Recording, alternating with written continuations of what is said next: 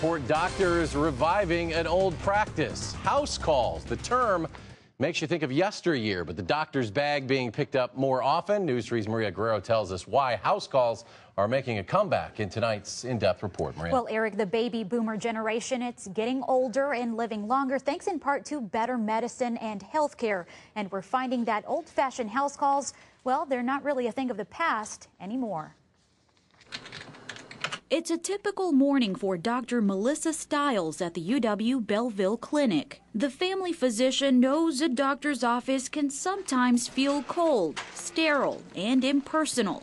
So for 20 years, she's been putting her patients first. I think it's important, especially in a rural community, to offer the service. A service toward more personalized health care. That is really a movement that just kind of focuses on the patient and focuses on the relationship. And what better way to build relationships, the doctor says, than to get out of the clinic. For patients who aren't as readily able to get transportation to the physician or are homebound, I think it's a definite service I wanted to do. Following in her father's footsteps, Stiles walks or drives to some of her patients. Hello. Good morning. Hi, Mr. Fay. She is checking in on longtime Belleville resident Marilyn Fay. Hi, Marilyn. Hi, doctor.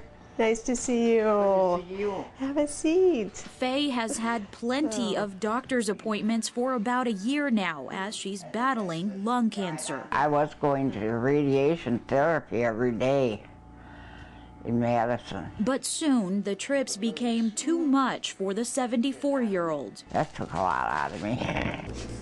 For 3 months now, Fay hasn't had to lift a finger because her monthly checkups come to her. I just feel better after she's been here.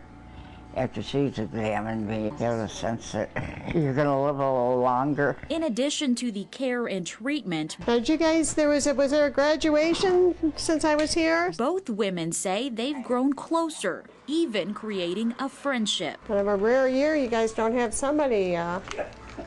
And we have Good. two again next year. Okay. Stiles says while hospice nurses do most home care, an increasing number of doctors and cities are providing the service too. Home care overall has increased, and I think as the aging population, we're just going to see more and more of a need for home care. Can you just tell me how your visit was today?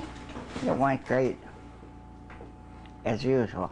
After a good checkup and an even better conversation, Dr. Stiles heads back to the office or to the next house, knowing she's made a difference. If I can keep people in their homes, help keep people in their homes, that's the greatest reward. Dr. Melissa Stiles says home visits, which tend to spike during the winter, tend to focus on patients who are homebound, have chronic illness, or those with disabilities who aren't physically able to get to the doctor. If you're interested in getting this option, you can contact your doctor or your insurance provider, Eric. Well, I'm thinking it might make you're talking about the doctor-patient relationship so much more personal, Absolutely. comfortable in their house. What are some of the other benefits? Well, there are some health benefits to that. In the 20 years she's done them, Stiles says at-home visits decrease the number or the rate of nursing home placement, hospitalizations, ER visits, and can also decrease the stress on those caregivers. Interesting to see kind of that return to old times in the medical profession. Maria Guerrero, thank you.